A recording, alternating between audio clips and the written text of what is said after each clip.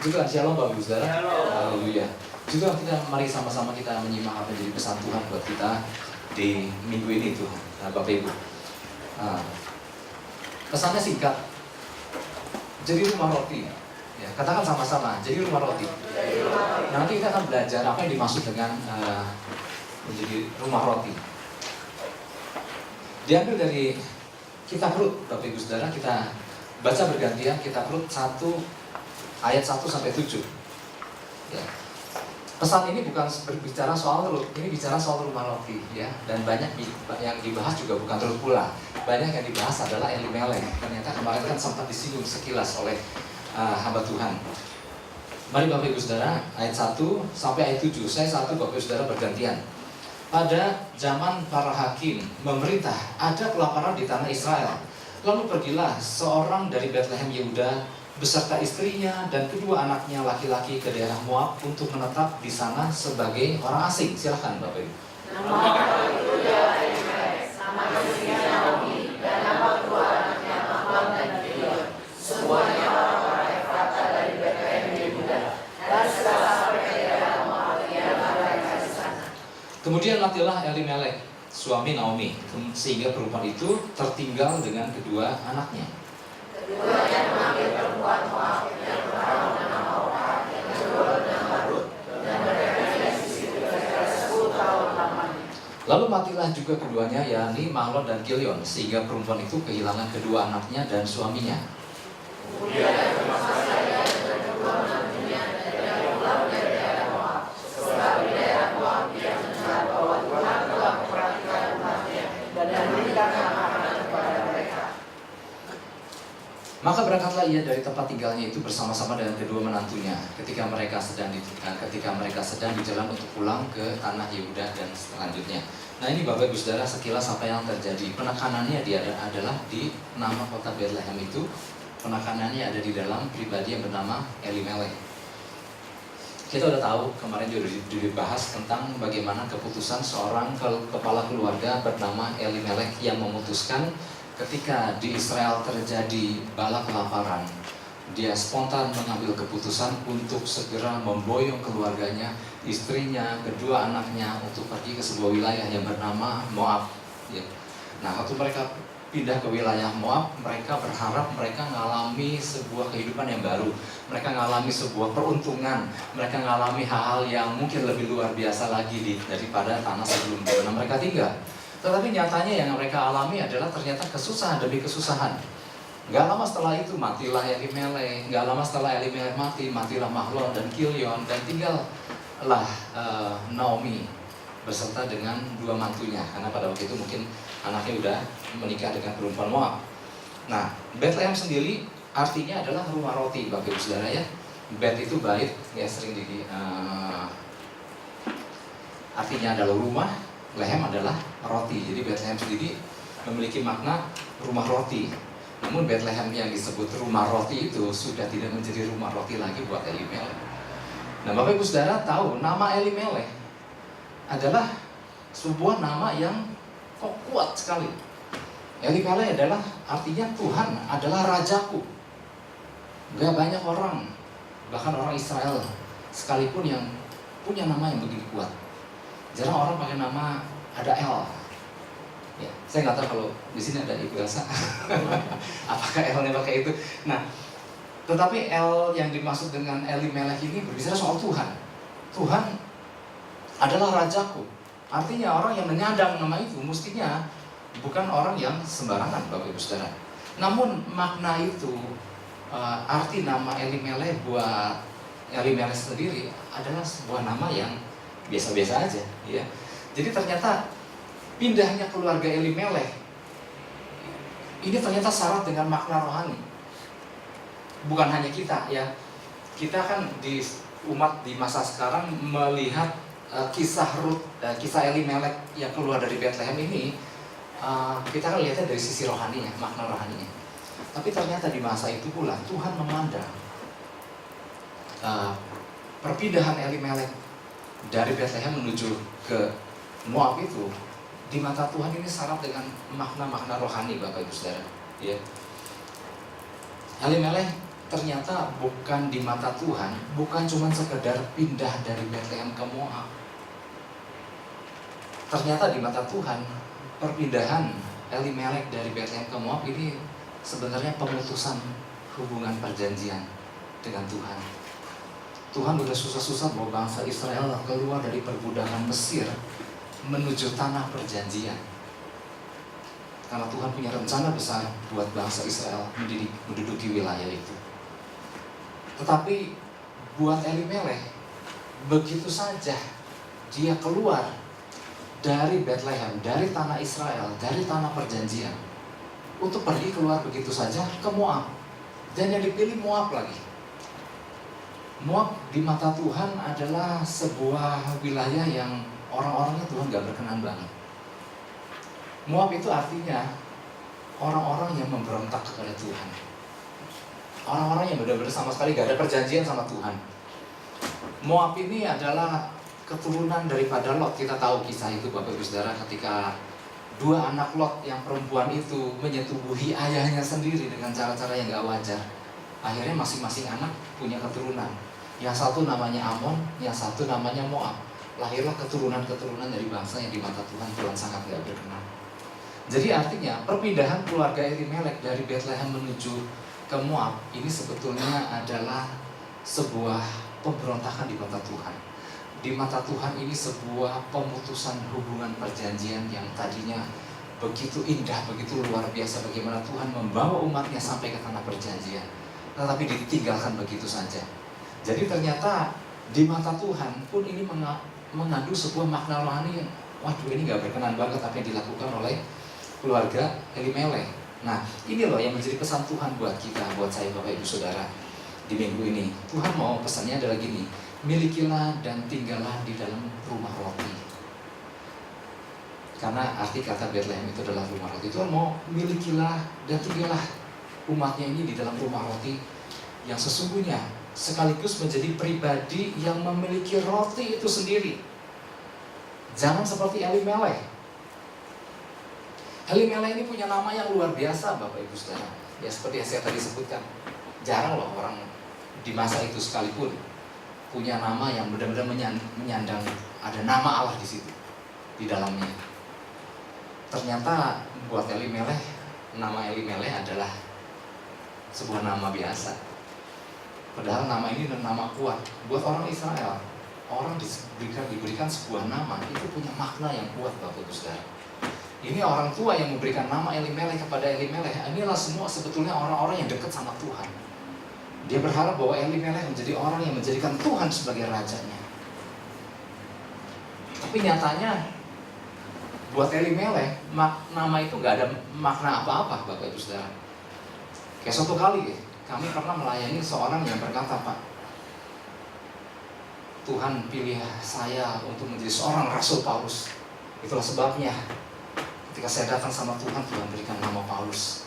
Tetapi ternyata Bapak Ibu Saudara, kami sedang melayani orang itu yang jatuh bangun ke dalam keterikatan berbagai hal yang gak berkenan. Dan rasanya orang ini lemah sekali, rasanya orang ini sulit untuk menguasai dirinya untuk tidak melakukan seperti ini. Saya berpikir ini nama ini jauh banget dengan kenyataannya. Artinya orang ini tidak menghidupi nama yang disandangnya, yang dia bilang Tuhan berikan nama itu supaya dia menjadi seorang Rasul Paulus yang luar biasa. Sedangkan kita tahu seorang Rasul Paulus kan seorang Rasul yang luar biasa Bapak Ibu Saudara.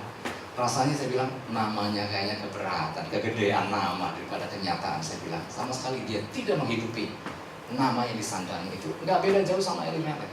Elimelek ini nama dahsyat Bapak Ibu Saudara. Ternyata yang katanya Tuhan menjadi raja, dia dalam kehidupannya nggak tercermin sama sekali dalam kehidupannya. Lalu makna Bethlehem yang adalah rumah roti ternyata buat Elimelek adalah cuma sekedar rumah roti, tempat roti yang kemarin kita sempat dengar, tempat cuma mengenyangkan perut aja. Karena memang secara fisik, secara jasmani ini Bethlehem adalah gudang roti, kota roti Bapak Ibu Saudara. Artinya sebuah kota yang punya ladang gandum yang begitu besar, kota tempat penyimpanan Bapak Ibu Saudara. Dan memang ketika bala kelaparan terjadi, Bethlehem juga sempat kena imbasnya karena mereka harus membagikan mungkin ya roti sebagai yang adalah gudang makanan buat Bethlehem. Tetapi di mata Elimelek, kejadian yang kelaparan yang terjadi itu membuat dia spontan mengambil keputusan, yuk kita pindah ke Moab. Sedangkan Bapak Ibu Saudara, buat orang-orang yang mungkin menyandang nama-nama yang biasa, mereka tetap memutuskan untuk tinggal tuh di Bethlehem. Dan ternyata kalau kita lihat kondisi orang-orang yang gak memutuskan untuk keluar dari Bethlehem, toh lebih baik juga daripada kondisi Elimelek yang memutuskan untuk pindah ke Moab. Artinya, buat Elimelek, makna-makna rohani itu seolah-olah seperti gak ada artinya. Nah, ini yang menjadi pesan Tuhan buat kita. Sedangkan Tuhan mau kita benar-benar menjadi sebuah rumah roti. Tuhan kan bilang ya di dalam Matius 4:4, manusia hidup bukan dari roti saja, tapi dari setiap perkataan yang keluar dari mulut Allah. Jadi ternyata roti, kita tahu roti itu di Alkitab nggak selalu dimaknakan sebagai bahan makanan buat perut aja, tetapi ini berbicara firman Tuhan. Jadi kalau berbicara Bethlehem rumah roti, itu berbicara rumah kebenaran. Nah, Tuhan mau, artinya Tuhan mau kita ada di dalam sebuah rumah roti di mana orang-orang di dalamnya adalah turut menghidupi setiap kebenaran firman Tuhan di dalam kehidupannya, yang ngerti katakan amin.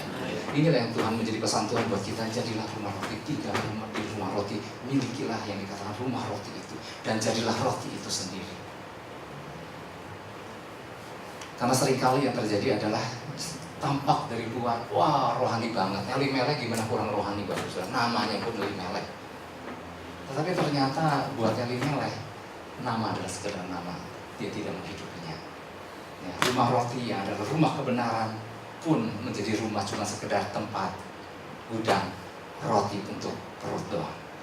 Nah, itulah sebabnya kita mau belajar beberapa hal yang perlu kita ketahui berkaitan dengan makna rumah roti, Bapak Ibu Saudara. Yang pertama adalah tempat Tuhan yang kami sebut rumah roti adalah tempat Tuhan menyampaikan pesannya. Kita buka 1 Samuel 3 ayat 3-4. Jadi Tuhan mau, mari setiap kita benar-benar memiliki rumah roti dan memiliki fungsi sebagai rumah roti itu sendiri. Nah, dimaksud dengan rumah roti yang pertama adalah tempat Tuhan menyampaikan pesannya. Kita lihat di dalam Samuel pasal yang ketiga ayat 3-4. Di situ dikatakan, lampu rumah Allah belum lagi padam. Samuel telah tidur di dalam bait suci Tuhan, tempat tabut Allah. Lalu Tuhan memanggil, Samuel, Samuel. Dan ia menjawab, iya Bapa. Nah, kalau kita baca ini sebetulnya generasi yang setelah masa-masa tadi Elimelek, di mana waktu itu Tuhan benar-benar sedang memulihkan fungsi bait Allah, fungsi yang dikatakan rumah roti itu, di mana Tuhan memulai dengan memilih seorang anak muda, bahkan anak kecil yang bernama Samuel. Tuhan melihat sosok Samuel ini adalah sosok yang wow, ini orang ya, bagaimana dia nggak mau jauh-jauh dari tabut Allah. Tuhan rindu di masa itu, Bapak Ibu Saudara. Firman Tuhan itu jarang. Kita lihat di dalam 1 Samuel pasal yang pertama, kita naik dikit.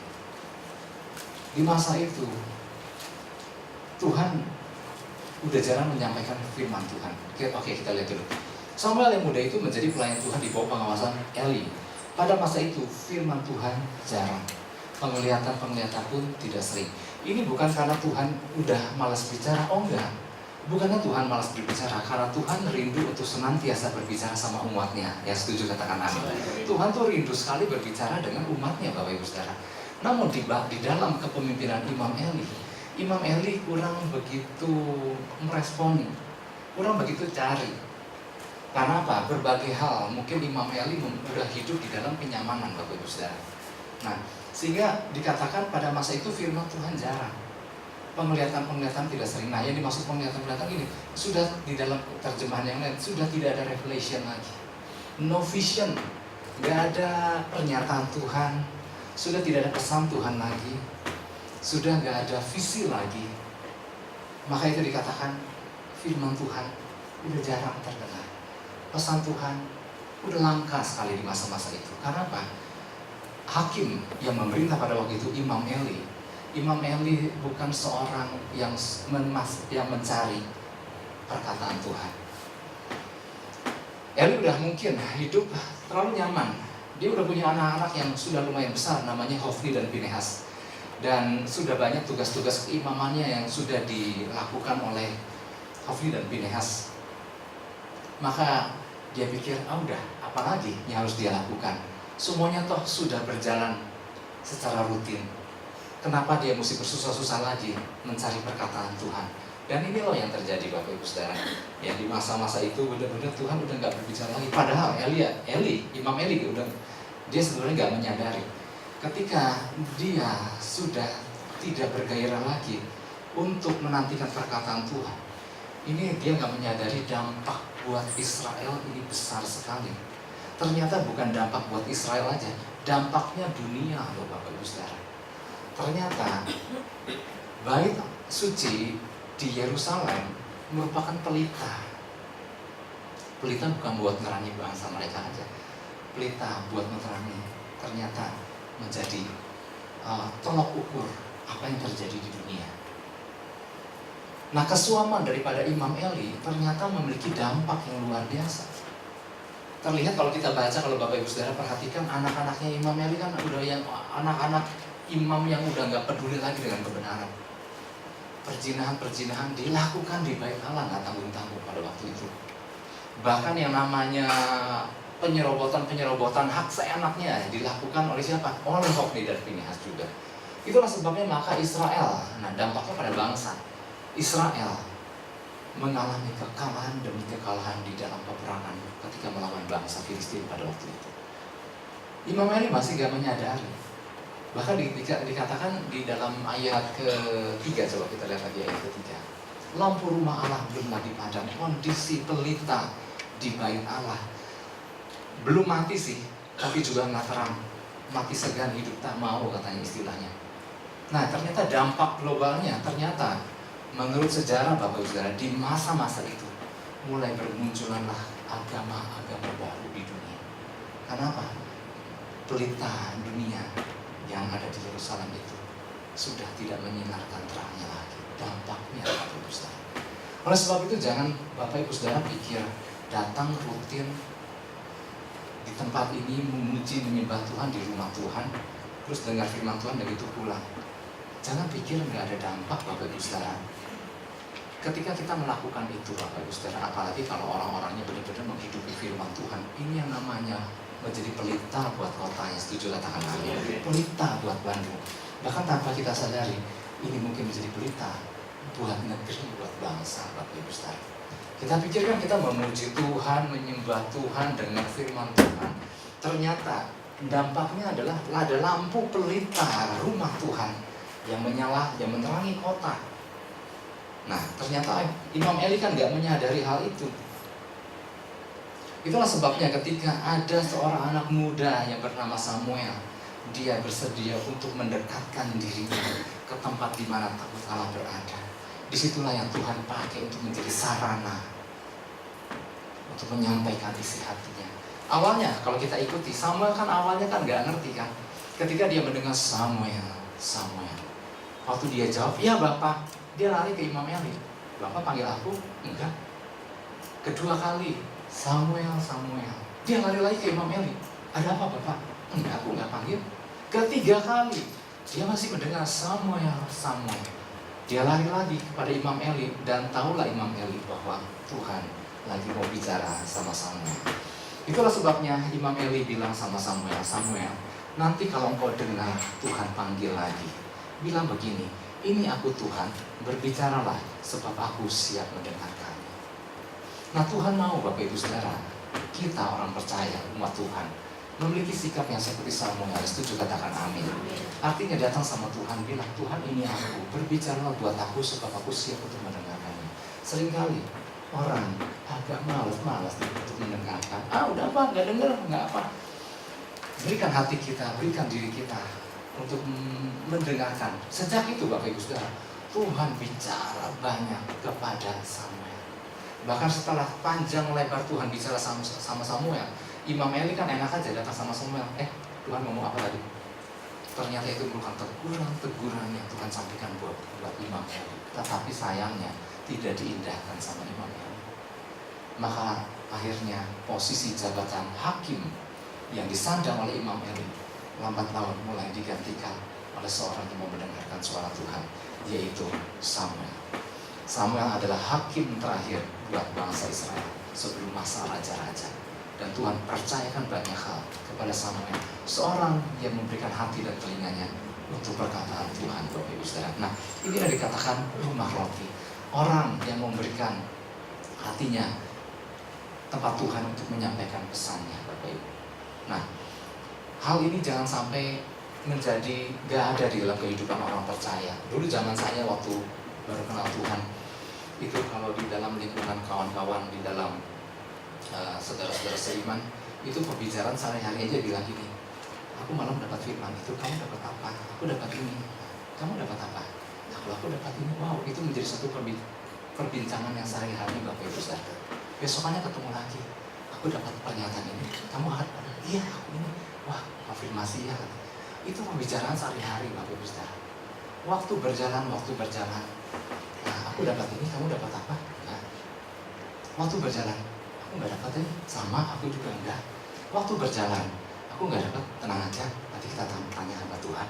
Lama-lama menjadi budaya yang seperti itu. Nanti aja lah, tunggu tadi dinubuatkan.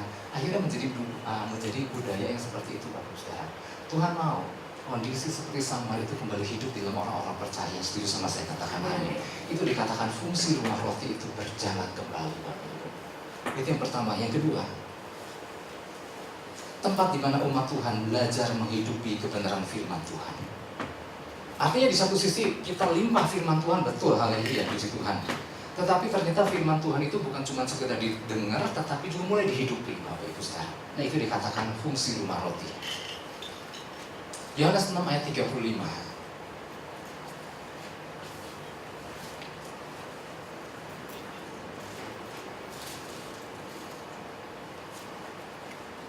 Yohanes 6 ayat 35 bilang begini, kata Yesus kepada mereka, akulah roti hidup. Barang siapa datang kepadaku, ia tidak akan lapar lagi. Dan barang siapa percaya kepadaku, ia tidak akan haus lagi.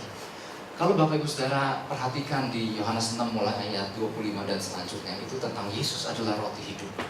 Di dalam Injil Yohanes ada sekitar minimal 7 perkataan akulah, kata Yesus. Nah, salah satunya akulah roti hidup. Nah, kalau kita lihat dulu Yohanes 6 ayat 26, coba lihat. Awalnya kan Yesus tegur. Kenapa Yesus bisa sampai ngomong akulah roti hidup? Karena awal mulanya Yesus tegur orang-orang yang mencari Yesus, berbondong-bondong mengikuti kemana Yesus pergi. Tapi Yesus kan lihat, Yesus tahu motivasinya. Kamu ikut aku kan cuma gara-gara roti yang perut itu kan. Yesus menjawab mereka, aku berkata kepadamu, sesungguhnya kamu mencari aku bukan karena kamu melihat tanda-tanda, melainkan kamu telah makan roti itu dan kamu kenyang. Jadi ternyata kalau kita perhatikan Bapak Ibu Saudara, di dalam Yohanes 6 itu, di pasal-pasal sebelumnya, ternyata adalah peristiwa 5 roti 2 ikan. Ternyata banyak orang ikut Yesus. Ternyata apa? Hasil daripada dia makan kenyang waktu peristiwa 5 roti 2 ikan. Maka orang berbondong-bondong ikut Yesus, dan Yesus tahu motivasinya. Kamu kan ikut aku gara-gara makan roti kenyang itu. Disitulah Yesus berkata, akulah roti hidup, akulah yang harus, dalam tanda kutip, akulah yang harus dimakan. Bukan tanda-tanda fisikal itu, bukan roti yang mengenyangkan perut itu yang dikejar, tapi aku yang dikejar, kata Yesus. Kebenaranku lah yang dikejar, yang dihidupi. Makanlah diriku. Nah, makanya orang-orang kan kaget disuruh makan tubuh Yesus, karena Yesus bilang aku roti, makanlah roti itu. Banyak orang-orang kan yang kaget, dan banyak yang meninggalkan Tuhan Yesus kan pada waktu itu. Tetapi maksud Yesus adalah yang dikejar adalah pribadi Yesus. Yang dikejar adalah pribadi firman-Nya, hidupi firman Tuhan itu. Nah, bukankah ininya dialami oleh Elimelek, Bapak Ibu Saudara? Ternyata julukan Tuhan adalah Rajaku yang disandang oleh Elimelek tadi yang dijelaskan, dan kemudian makna Bethlehem sebagai rumah roti ternyata buat Elimelek itu cuma sekedar slogan aja. Ya, di dalam hatinya, sehingga ketika, kalau orang melihat secara luar, tampak luar, lihat Elimelek kan luar biasa, namanya aja dahsyat benar. Tetapi dia nggak menghidupi perkara-perkara itu.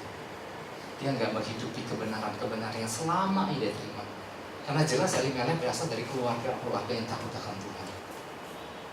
Ternyata buat Elimelek hanya sekedar slogan. Kenapa? Dilihat dari responnya Kalau mau tahu seseorang menghidupi firman Tuhan apa enggak, lihat responnya ketika masa kesusahan datang, atau lihat ketika masa kesenangan datang. Ada dua sisi ekstrim.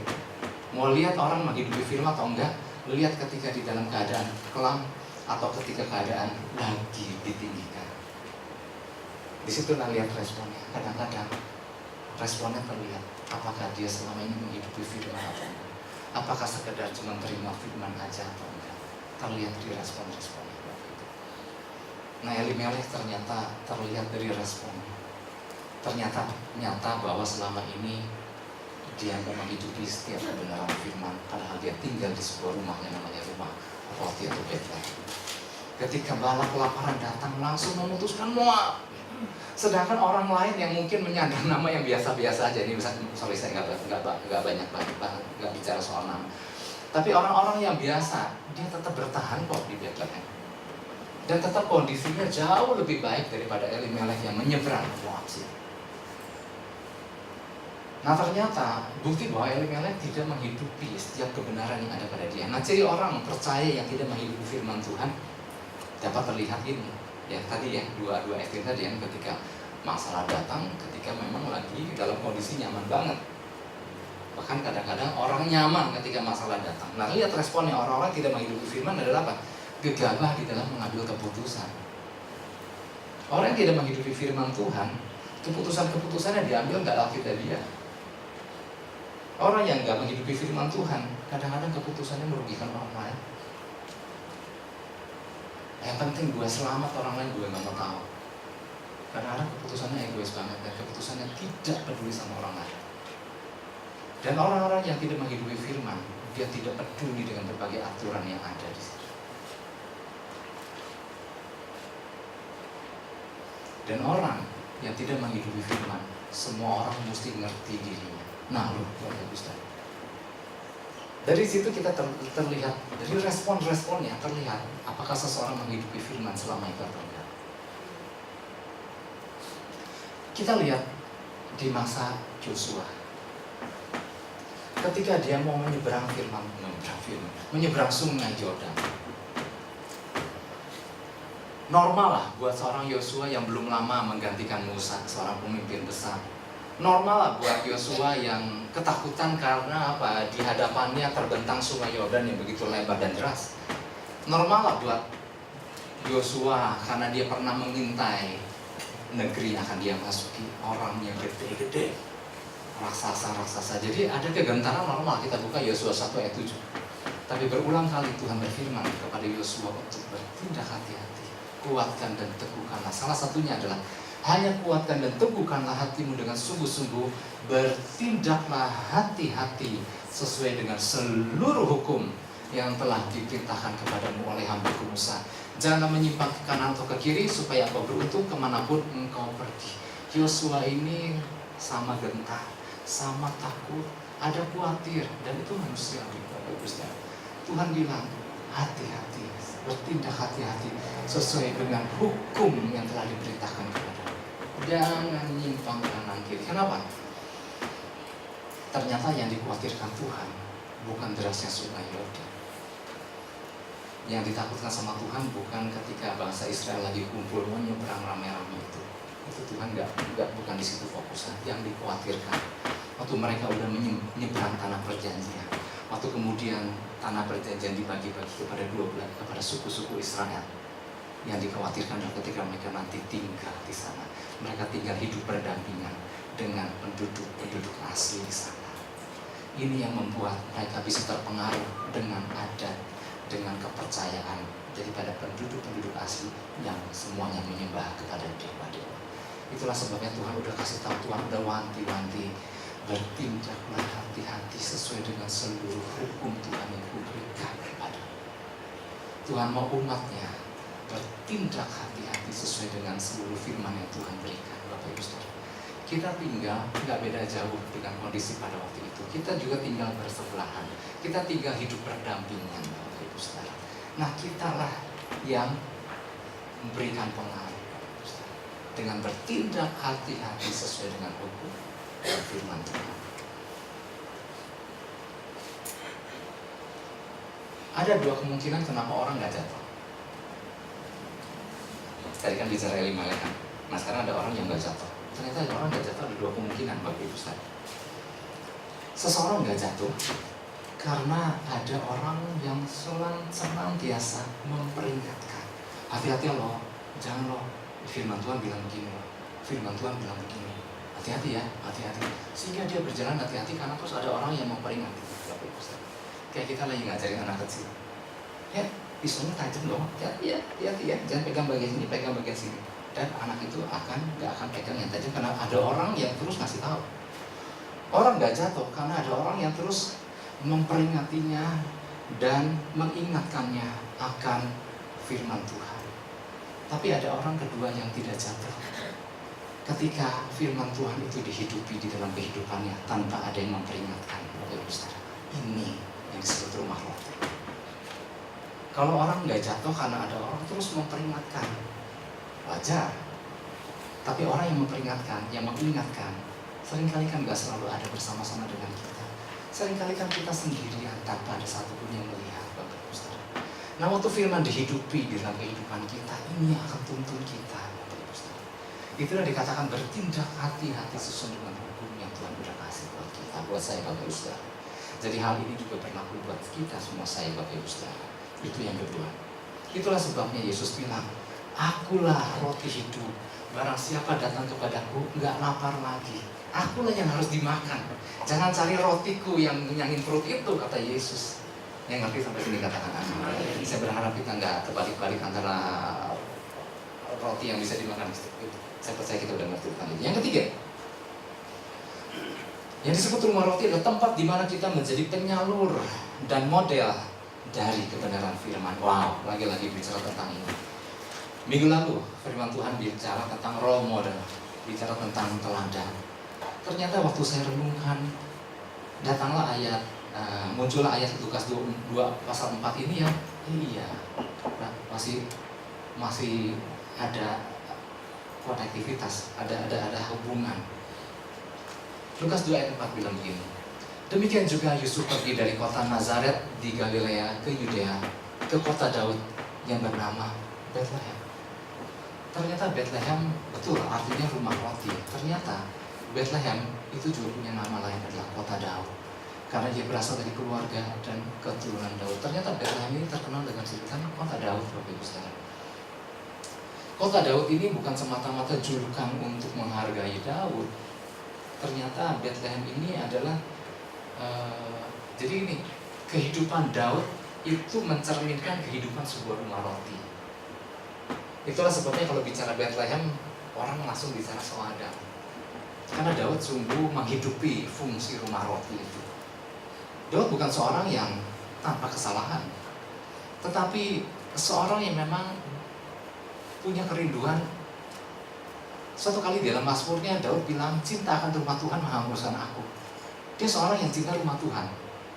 Tapi gak berhenti cuma cinta rumah Tuhan, Bapak Ibu Saudara. Saya lihat banyak sekali orang cinta sama rumah Tuhan. Tapi Daud sekaligus cinta sama firman Tuhan. Dan saya melihat orang-orang di sini, orang-orang yang cinta sama firman Tuhan juga, Bapak Ibu Saudara. Dan Daud menghidupi juga bahwa dia bagaimana menjadi orang yang memuliakan lewat pujian, lewat menyembah Tuhan, lewat doa-doa yang dinaikkan, lewat pengejarannya di dalam mencari kehendak Allah. Wah, ini kan luar biasa. Seringkali orang tanda-tanda kriteria yang dimiliki oleh Daud kan seringkali itu adalah tanda sebuah rumah ibadah. Tapi buat Daud itu bukan cuma sekedar rumah ibadah. Dirinya adalah rumah ibadah itu. Dirinya adalah rumah Allah itu. Dirinya adalah rumah roti itu. Nah ini kan yang luar biasa. Terbuktikan waktu dia, ini bukan artinya, orang gini bukan artinya bebas masalah. Daud juga mengalami masalah berat, Bapak Ibu Saudara. Dan masalah yang dialami Daud itu mungkin jauh lebih berat dari apa masalah yang saya, Bapak Ibu Saudara, alami, Bapak Ibu Saudara. Yang namanya dikejar-kejar sama Saul, Bapak Ibu Saudara. Itu dari namanya Yerusalem, dikejar sampai ke laut mati, Bapak Ibu Saudara. Lihat peta deh, itu lari loh, Bapak Ibu. Dan Daud bersembunyi di sebuah gua. Banyak gua-gua yang Daud masuki. Nah, suatu kali peristiwa gua Adulam, kan kita udah ngerti soal itu, udah sering dengar. Waktu Daud bersembunyi, ternyata banyak orang, kurang lebih 400 orang ikut bersembunyi dalam gua Adulam. Dan sama-sama Daud bilang, Daud melihat, ya udah kita kumpul sama-sama lah, sama-sama kita juga punya beban berat, sama-sama kita juga punya masalah, sama-sama punya tantangan hidup, dan tinggallah mereka dalam sekian waktu di dalam gua bersama-sama. Tetapi kan yang luar biasa Bapak Ibu Saudara, 400 orang ini kemudian terimpartasi oleh keberadaan Daud, sehingga lahirlah 400 anak-anak buah Daud yang gagah perkasa. Ini kenapa bisa begini? Karena dia lihat Daud lagi menghidupi rumah roti itu Bapak Ibu Saudara. Bersama-sama, dan dia lihat Daud bangun hubungan sama Tuhan, Daud menyembah Tuhan, Daud memuji Tuhan, Daud mengejar perkataan Tuhan. Dan ternyata betul Bapak Ibu Saudara, pesan Tuhan yang minggu lalu kita dengar, ternyata manusia itu memang butuh contoh. Ya saya bilang begini supaya setiap kita, termasuk saya juga, turut sama-sama kita menjadi contoh. Karena banyak orang di luar sana yang belum ngerti dan perlu dicontohin Bapak Ibu Saudara. Makanya waktu itu kan saya sempat sampaikan, kalau kita cuma ngomong aja, yang ketangkep itu cuma 13%. Tetapi beda kalau kita ngomong sambil kita memberikan contoh, 75% minimal yang tertangkap sama orang-orang. Itulah sebabnya, saya sempat ulang sedikit ya, sistem pelajaran sistem pendidikan Yunani kan cuma di dalam kelas guru berdiri di depan dan ajar murid-murid, dan murid-murid mendengar, dan targetnya adalah bagaimana lulus mata pelajaran itu dengan nilai yang terbaik. Tapi beda dengan sistem pendidikan Yahudi, di mana gurunya, sang rabi itu bilang sama muridnya, mari ikutlah aku, ini di mana mereka belajar banyak praktek daripada mata pelajaran yang gurunya ajarkan. Dan mereka lulus bukan cuma soal angka aja, tapi mereka lulus karena mereka menghidupi apa yang diajarkan.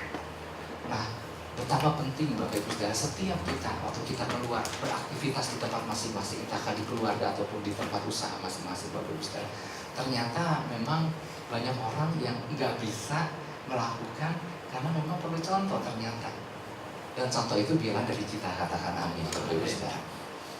Nah, berapa periode selanjutnya setelah masa-masa Daud itu, di sebuah kota yang bernama Bethlehem, lahirlah Yesus. Bukan sebuah kebetulan Yesus lahir di kota Bethlehem, kota firman, kota roti, di mana orang tua Yesus mengajarkan banyak kebenaran firman Tuhan. Terbukti suatu kali ketika Yesus hilang dan orang tua cari kesana kesini, maka Yesus yang masih kecil, usia 12 tahun ini, diketemukan ada di bait Allah di Yerusalem. Orang tua begitu khawatir. Lalu Yesus berkata, kenapa kau khawatir? Bukankah aku harus ada di rumah Bapa? Kemudian orang-orang ahli Taurat, ulama-ulama pada waktu itu di bait Allah terkagum-kagum dengan yang namanya Yesus yang masih kecil ini. Karena Yesus bisa bersoal jawab soal firman Tuhan. Terbukti bahwa Yesus penuh dengan firman. Dan Yesus bilang sebagai penutup, Yohanes 6 ayat 51. Yesus bilang begini, akulah roti hidup yang telah turun dari surga. Jikalau seorang makan dari roti ini, ia akan hidup selama-lamanya. Dan roti yang kuberikan itu ialah dagingku, ia akan kuberikan untuk hidup dunia. Ini orang kan kaget, disuruh makan dagingnya Yesus.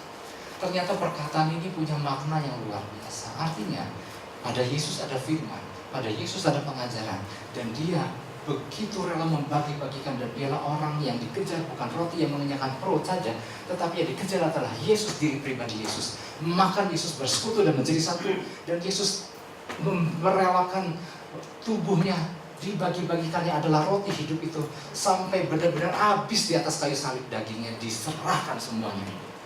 Dan ini yang menyelamatkan hidup banyak orang, dan ini orang mengalami kemerdekaan ketika dia mempercayai Yesus dalam kehidupannya Bapak Ibu Saudara. Nah, Tuhan mau setiap kita termasuk saya Bapak Ibu Saudara menjadi benar-benar roti hidup, bukan cuma sekedar dengar firman Tuhan, katakan amin.